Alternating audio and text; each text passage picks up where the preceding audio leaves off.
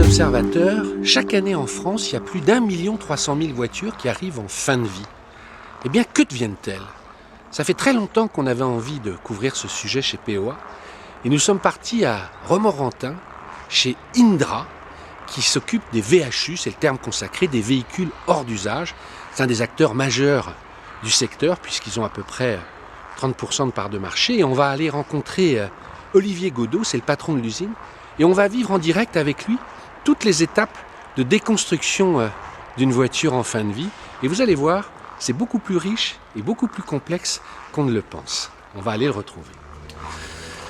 Bonjour Olivier. Bonjour. Vous allez bien? Ah, très bien, merci. Merci de nous recevoir chez vous, à Romorantin. Bienvenue. Ouais. Alors, depuis ce matin, on fait la visite avec vous, hein, mais il y a pas mal d'étapes et on a été très surpris, on avait envie de les connaître avant de rentrer dans le détail.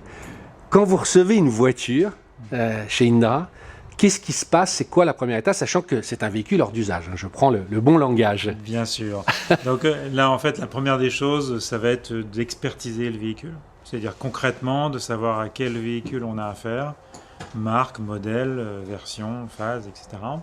Et d'identifier sur le véhicule en question quelles sont les pièces qui sont commercialisables. Pour ça, il y a deux critères. C'est-à-dire qu'il faut à la fois qu'elle soit en état, fonctionnelle, bien entendu, mais qu'il y ait une demande commerciale. En fait, c'est ça, ce que j'appelle commercialisable, c'est que elle répond à la fois à des critères techniques, mais également à des critères économiques, marché. Alors là, on est devant Citroën C4 Picasso, hein, si je suis un bon expert, c'est la première étape, on m'a dit. C'est là où il y a l'expertise, mais c'est là aussi où je crois qu'il y a un petit truc, on fait sauter les airbags. Oui, alors après avoir fait toute cette analyse de la demande commerciale, la dernière opération qui est effectuée, ça va être de mettre en sécurité le véhicule, donc de déclencher les organes pyrotechniques. Ce que les gens oublient, mais c'est qu'il y a une charge d'explosive hein, pour je rappelle qu'en fait, on a dans une version vraiment microscopique de la fusée Ariane. Ah oui, à ce point-là, ouais. Oui, c'est du propergol. Alors comment vous faites là? C'est l'opérateur, je vais le voir, qui le déclenche à distance. Hein. C'est vous le monsieur dynamite en fait, voilà, c'est ça. Hein. Ouais, ça fait ça. D'accord. Oui.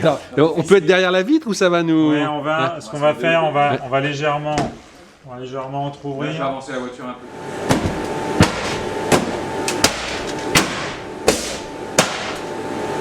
Ah ouais, c'est bon pétard. Hein. Olivier, on va sortir, on va aller au début de la chaîne, oui. Parce que là en fait c'est l'expertise, mais la partie concrète en fait de démontage après les explosions, elle commence ici. C'est ça. Voilà. Donc une fois que le véhicule est expertisé, on sait précisément ce que nous allons prélever sur le véhicule. On voit un exemple de cette fameuse étiquette avec le numéro d'ordre là, qui est 213e véhicule d'avril 2024. D'accord. Donc cette jolie Mini, eh bien, on va la transformer effectivement en pièces. D'accord. Et en matière. Il y en a qui vont pleurer, qui vont dire mais non, sauvez-la. En fait, vous me disiez, il y a 6 étapes majeures, c'est ça, grosso merdo? Donc là, on arrive sur la ligne de démontage. 6 étapes. La première étant le prélèvement des roues. Alors tenez, on va aller les voir, là c'est là, parce que c'est très... Ça, on commence toujours par ça, une fois qu'on a fait airbag, etc. On commence le démontage du véhicule. Donc on dépose les roues. Ces roues vont être ensuite contrôlées, c'est-à-dire qu'il y a 3 possibilités. Soit la roue complète peut être vendue, soit on va démonter la jante et le pneu pour les vendre séparément. Soit en fait on va déjanter violemment le pneumatique et la jante pour les raisons de matière, pour la valorisation matière. Donc en fait, à chaque étape, ce sera exactement la même logique. C'est-à-dire qu'en fait, on va privilégier, bien entendu, le démontage pour la pièce, parce que économiquement parlant, c'est ce qu'il y a de plus intéressant. C'est très important, je vous coupe, mais parce que nous on en a parlé avant, mais en fait toute la logique économique du VHU, c'est la revente des pièces d'occasion d'ailleurs. Vous me disiez que la matière pure, même si elle a une valeur, ne suffirait pas à couvrir les frais. C'est-à-dire atteindre les objectifs réglementaires uniquement, et tout en gagnant sa vie, uniquement avec de la matière, ce n'est pas possible. Ce que vous appelez matière, c'est l'acier et le plastique. Mais en revanche, tout ce qui est, on peut comprendre, les feux, rétroviseurs, s'ils sont en bon état. Et en fait, donc toute la logique, c'est de les sourcer le mieux possible. Mais même un moteur. Un moteur aujourd'hui a 10 fois plus de valeur ou 20 fois plus de valeur sous forme de pièces que sous forme de matière. Donc là, on passe au deuxième atelier. Donc on a fait les roues. Voilà, maintenant, là, on arrive à la dépose. Là, on a une Volvo, une V40. On arrive à la dépose des ouvrants. Donc c'est ici qu'on va extraire. On peut aller voir, Oui, c'est ici qu'on va extraire les portes, notamment. Sur ce véhicule, les portes ont déjà été extraites. Vous voyez d'ailleurs que l'opérateur est actuellement en train de traiter en fait des portes. Oui, il enlève, je vous suis, on va aller voir. Un volume de portes qui a été prélevé. Et à ce niveau-là, l'objectif, en fait, c'est pas forcément la porte complète qui nous intéresse en termes de pièces, mais ça peut être un lève-vitre, par exemple, un mécanisme de lève-vitre ou un élément spécifique de la porte. D'accord. Donc alors moi je suis les roues, 2 les portes, et 3, là qu'est-ce que c'est? Là je vois des batteries, ça c'est dépollution. On arrive à la dépollution. Alors la dépollution, très clairement... oui, on va le voir. Sur certains sites, et la plupart des sites, cette opération est faite tout au début. C'est ce que je croyais, c'était enlever essence, huile, c'est ça? Donc, globalement, tous les fluides du véhicule vont être prélevés. On voit bien. Le liquide lave-glace, bien entendu le liquide de refroidissement, qui est certainement le circuit le plus compliqué à dévoiler, parce qu'il est très tortueux. Il va du moteur jusqu'à la planche de bord en passant par le radiateur. Et donc ça demande en fait un process un peu spécifique avec éventuellement du tirage au vide. On peut pousser d'un côté, tirer au vide de l'autre pour essayer d'extraire le plus, bien entendu, de liquide possible. Ce qui est intéressant, c'est qu'on va perforer le réservoir essence, le réservoir carburant, pour extraire en fait le carburant. Ah oui, on rentre pas par la goulotte, non, faire fort par en dessous. Long, donc en fait on a des solutions beaucoup plus efficaces où en fait on vient perforer le réservoir par le dessous. Le véhicule à ce moment-là est en hauteur sur le pont, on le perfore et on vient extraire en fait le carburant. On va le visualiser et ça va nous permettre de savoir si oui ou non on peut réutiliser le carburant. Parce que le principal objectif, c'est de rien gâcher. On est dans une philosophie, on va essayer de réutiliser un maximum, et y compris le carburant, et donc il va être réutilisé principalement sur le site, sur des véhicules de service. Donc là on arrive au stade 4, là je reconnais des pare-chocs. Donc, en plastique, c'est quoi le 4? Le quatrième poste, c'est un poste où on va extraire des équipements intérieurs et extérieurs. Donc bouclier, pare-choc, façade avant. On va travailler également en fait les ailes et l'intérieur du véhicule. D'accord. Hors planche de bord. La planche de bord, on s'en occupera à la fin. Ça, vous m'avez dit, à ma grande surprise, ça a beaucoup de valeur, les plastiques de pare-choc. Parce que quelque part, ils ont qu'une seule unité, ils ne sont pas liés avec d'autres matériaux. Et ça c'est recherché aujourd'hui. En fait, ça a potentiellement de la valeur, parce qu'en fait, aujourd'hui, c'est une matière qui est issue du pétrole. Donc en fait, cette matière qui est utilisée en matière vierge neuve, aujourd'hui, elle vaut entre 1 et 2 euros le kilo en fonction des matières plastiques auxquelles on a affaire. Donc ça veut dire qu'en fait, tout le travail aujourd'hui consiste à trouver la meilleure solution, la solution la plus efficace possible, économique possible, pour pouvoir en faire une matière qui sera réincorporée dans les véhicules du futur. Voilà. Ça, c'est le gros challenge de l'industrie automobile. Et parce qu'il y a une obligation légale Oui, à terme à terme. aussi que les constructeurs utilisent des matières recyclées et ça viendrait de là. Exactement. Ouais. Et l'objectif, c'est de faire du voiture à voiture, c'est-à-dire en fait essayer d'aller prélever dans les véhicules en fin de vie les matières de demain. Exactement. Alors là, pourquoi on bascule la voiture? Là, on est à l'étape 5, je crois. Là, on est arrivé à la 5e étape. Là, on est... c'est un peu le clou du spectacle d'un point de vue process. Hein. C'est-à-dire que globalement, là, en fait, on a un outil qui est le plus performant du marché, où en fait, on met le véhicule sur le champ pour faciliter, améliorer l'ergonomie, les conditions de travail et la productivité du démontage. D'accord. Donc quand le véhicule est sur le champ, on peut à ce moment-là accéder à tous les points de fixation, du berceau moteur, on peut récupérer la ligne d'échappement. On va aller jusqu'à le bruit, mais ouais. On peut récupérer la ligne d'échappement, le haillon devient une porte, donc il est plus facilement... Oui, vous dites c'est plus facile à démonter quand on est à la... Ça m'évite de travailler les bras en l'air. Donc je travaille avec un véhicule sur le côté, il est plus simple de récupérer en fait le haillon en question. Mais alors là, on n'a toujours pas enlevé le moteur à ma grande surprise en fait. Ça se fait à la fin, ça alors. Donc, vous voyez, donc là on est en train de finalement de déconnecter, de couper, de dévisser toutes les liaisons électriques, mécaniques qu'il peut y avoir entre le groupe motopropulseur et la caisse. D'accord. Et donc à la fin, en fait, on va récupérer sur une palette qui fait rétention, on va récupérer le groupe motopropulseur sur cette palette. Et ce groupe motopropulseur peut ensuite être travaillé beaucoup plus finement sur un poste en dehors de la ligne. Et là, vous voyez qu'il y a même les câbles électriques, il y a même tout ce qui est... Vous avez dans une araignée, de câblage. Il y a combien de kilos, vous m'avez dit, dans une voiture?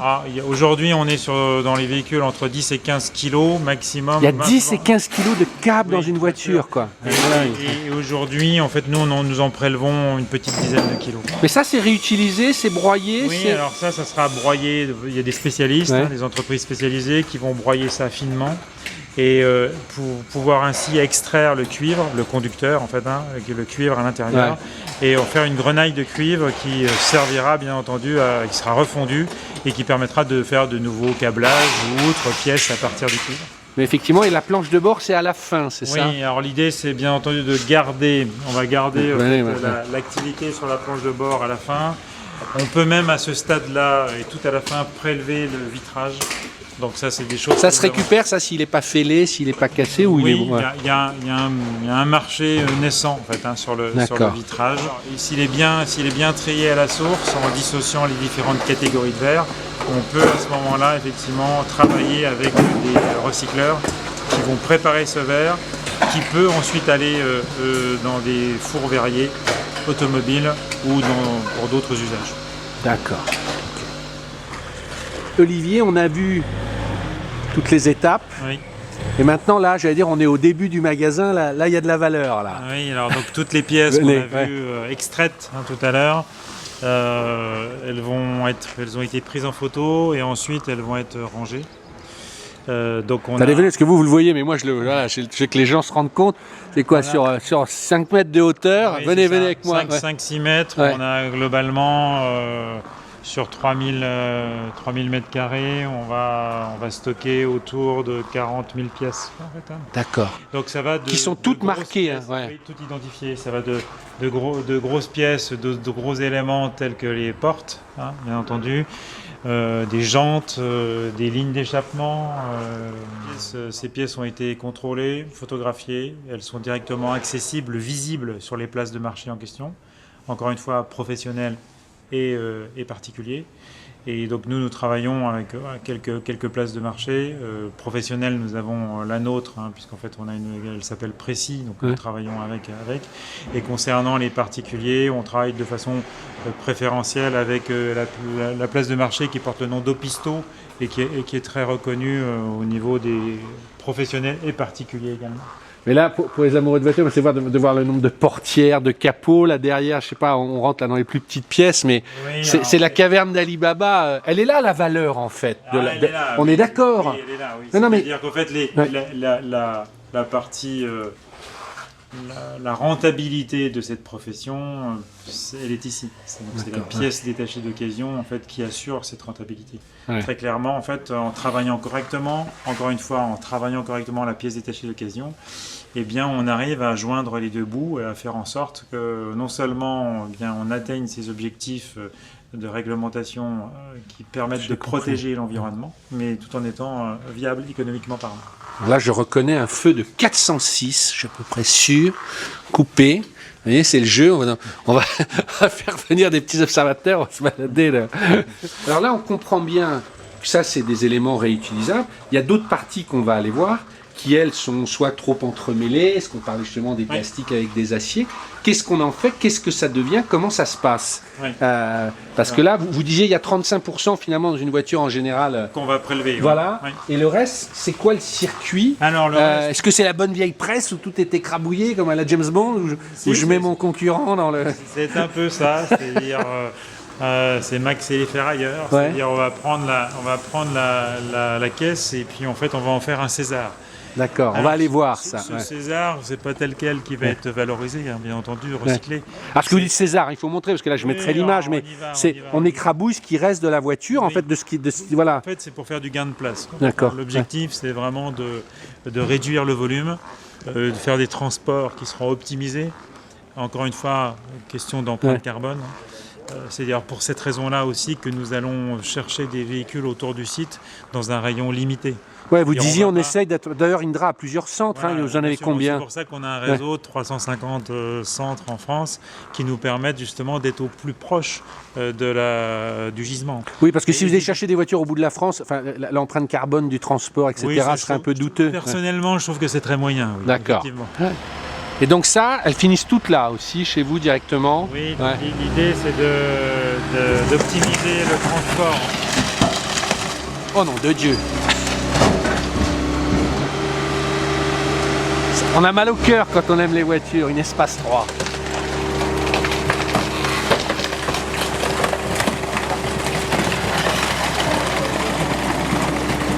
Oh là là! C'est normal que ça déborde un peu? Ouais. Ah, mazette. Oh non, de Dieu. Oh. Et là maintenant elle va être compressée en... Elle est dans le canal. C'est un canal de compression. Ah, c'est là on voit bien ce que c'est que la fibre. Hein. Oui, ça, regarde ça, je peux le garder? C'est mon souvenir de... Ah non, de Dieu.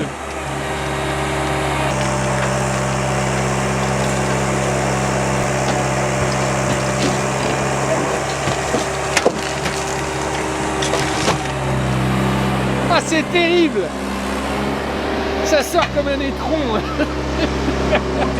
Non, mais moi, quand je vois ça, ça fait peur en même temps, parce qu'on se dit, ah ouais, là, je reconnais qu'il y a un peu de moquette, il y a un peu de plastique, il y a encore un peu de câble, il y a un peu de verre.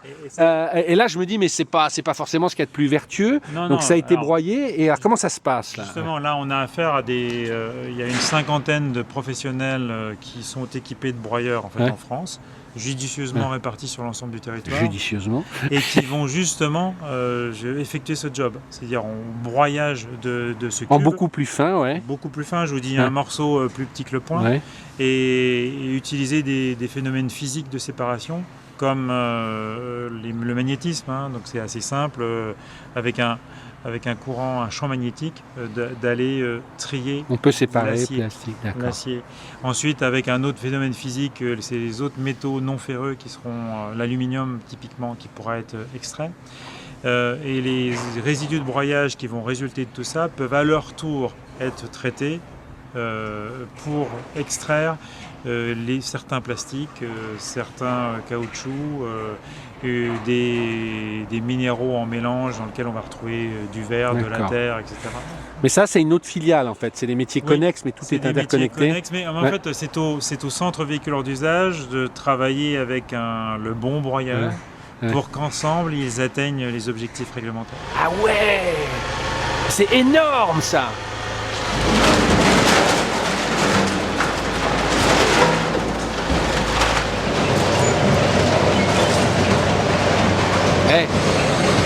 Moi, j'ai sauvé ça. Voilà, les pièces que nous avons vues tout à l'heure, qui ont été extraites du véhicule, qui ont été triées, Ouais. donc, tout en polypropylène. Ça, c'est un pare-choc, par Ouais, exemple? oui, ça c'est des différents pare-chocs en fait, qui sont ensuite déchiquetés, donc de façon à, là encore une fois, optimiser le transport. Ensuite, une fois que ça va être arrivé sur le site de recyclage, lui à ce moment-là, il va nettoyer le lot de matière et broyer beaucoup plus finement. En petites boules, là, ça finit en petites... Ouais. Oui, alors déjà des broyer comme ça, et ensuite derrière, de nouveau laver, etc., sécher les billes de plastique qui peuvent pouvoir être utilisées à ce moment-là pour refaire des pièces.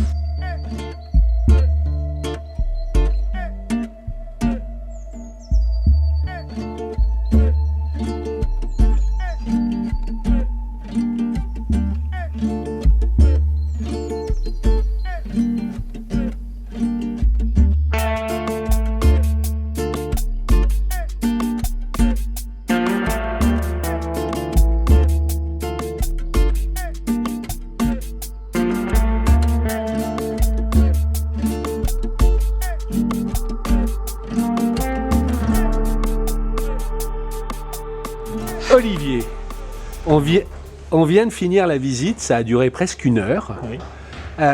Moi, j'ai quelques questions de fin. On est devant l'atelier de récupération des moteurs. Aujourd'hui, on sait qu'on va manquer de matière dans les années à venir. C'est important. La notion de réemploi, de réutilisation, en fait, elle devient stratégique. Je crois que c'est un enjeu de souveraineté nationale, En plus, de souveraineté européenne. C'est-à-dire qu'aujourd'hui, nous avons dans des véhicules qui sont en fin de vie et qui sont hors d'usage, en fait, les matières qui vont nous permettre de construire les véhicules de demain.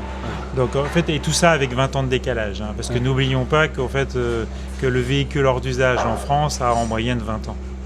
Donc c'est ça le cycle de vie. Donc ça veut dire que globalement, il faut, avec les matières qui arrivent en fin de vie aujourd'hui, produits mis sur le marché 20 ans plus tôt, il faut concevoir et construire les véhicules que nous mettons sur la route demain. Donc c'est une vraie difficulté. C'est-à-dire en fait, je n'utilise pas finalement des matières qui sont à ma disposition immédiatement. Je regarde ce que j'ai mis sur le marché il y a 20 ans. La composition moyenne d'un véhicule il y a 20 ans en matière n'est pas du tout celle d'aujourd'hui. Et donc la vraie question, c'est comment je rapproche ces deux mondes pour faire en sorte qu'on réincorpore le plus en plus de matières recyclées dans les véhicules de demain. Et ça, c'est vrai pour le véhicule, l'automobile en tant que tel, mais c'est d'autant plus vrai pour les batteries lithium. Ça a beaucoup de valeur, la batterie. La batterie a pas mal de valeur, surtout si elle est réemployable, bien entendu. Si elle n'est pas réemployable, si elle est uniquement destinée au recyclage, elle a beaucoup moins de valeur, elle n'en a même plus du tout, puisqu'aujourd'hui c'est un coût que de recycler des batteries. Ouais, ça coûte plus cher. Des batteries, alors tout dépend de quelle génération nous parlons. Si on parle de dernière génération lithium-ion, des batteries au lithium, là très clairement on est aujourd'hui encore sur un coût. On peut penser que dans les années qui viennent, cette filière sera, je l'espère, équilibrée économiquement parlant.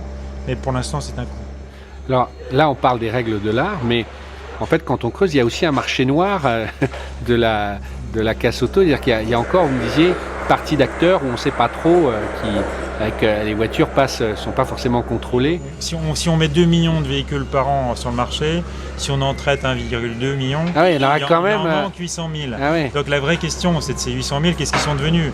Alors pendant la période, pendant tout le cycle de vie de la voiture, ils ont pu déjà être exportés après 10 ans, passer en Europe de l'Est ou ailleurs par exemple.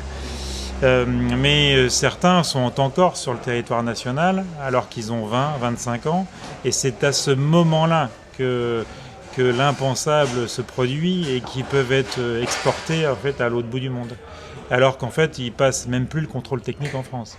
Donc la vraie question, et c'est pour ça que nous travaillons avec la Commission européenne, l'idée c'est bel et bien ça, c'est d'essayer de mettre en place des verrous qui vont obliger en fait les États membres à mettre en place des barrières à la sortie. C'est-à-dire en fait, si le véhicule n'est pas conforme au contrôle technique dans le pays d'origine, il n'est pas question de l'exporter. Et ça me paraît être du bon sens. On n'y est pas encore, mais on va y arriver. Aura des pâquerettes. Ouais. Donc ça, c'est ce qu'on va voir arriver, je pense, avec le nouveau règlement européen qui devrait être publié, je pense, entre fin 2025, début 2026.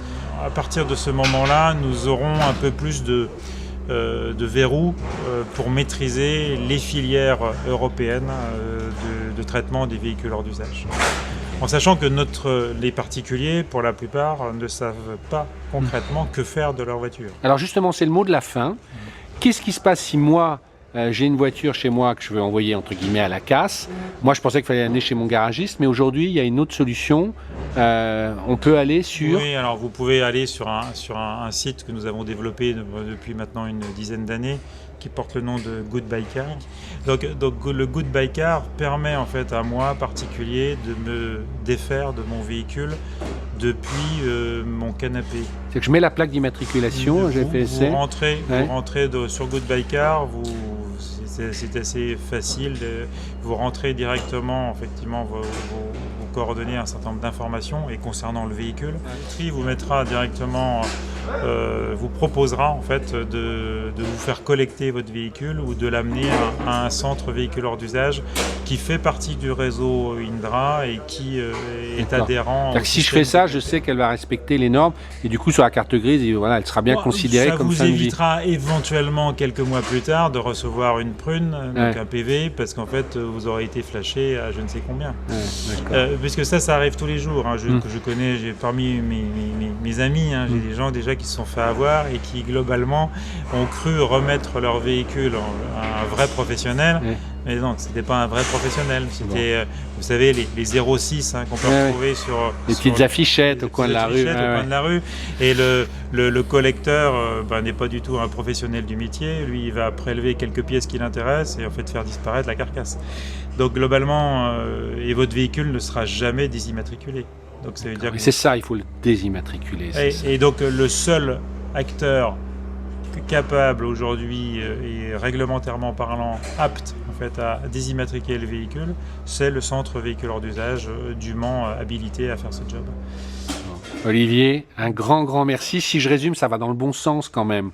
Vous qui avez vu l'évolution depuis plusieurs années. Vous savez, même si vous connaissez ça avance. Oui, vous savez, quand je suis rentré dans ce métier-là, venant de la construction automobile, je me suis dit, au bout de 5 ans, je pense que tu auras fait le tour, tu iras voir ailleurs. Ça fait bientôt 20 ans et donc je pense toujours pas avoir fait le tour de la question. Il y a vraiment énormément de choses encore à développer et ces enjeux de souveraineté concernant les matières sont capitaux en fait, pour notre pays et pour l'Europe. Et donc voilà, je pense que d'ici ma retraite, je pense que je continuerai sérieusement à œuvrer en ce sens. Merci beaucoup Olivier. Merci Renaud. Merci, à bientôt. À bientôt.